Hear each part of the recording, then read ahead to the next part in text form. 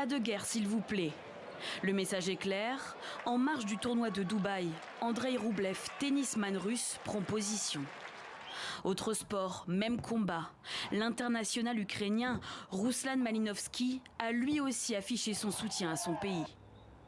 Des joueurs engagés, mais aussi inquiets, à l'image du gardien ukrainien du Real Madrid, Andriy Lounin. Il est préoccupé parce qu'il a des proches à Kiev. Il y a sa mère, ses amis.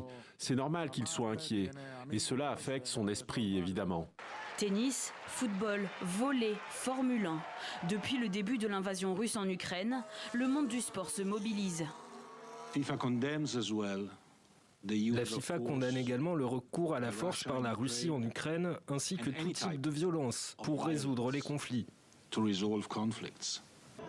Pour l'heure, la FIFA prévoit toujours d'organiser les matchs programmés en Russie.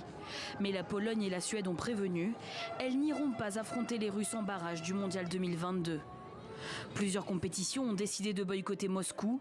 La finale de la Ligue des Champions, prévue à Saint-Pétersbourg, a été déplacée en France le 28 mai. Côté Formule 1, le Grand Prix de Russie prévu en septembre a quant à lui été annulé. Pour l'instant, je pense que c'est la bonne décision de la Formule 1 de ne pas aller en Russie. Je suis à peu près certain que tous les pilotes sont d'accord avec cette décision. La guerre s'est définitivement invitée dans les arènes sportives. Selon le journal Ouest France, la ministre française des Sports, Roxana Maracineanu, a réuni hier les acteurs majeurs du sport et leur a demandé de ne plus envoyer de clubs et de sportifs en Russie.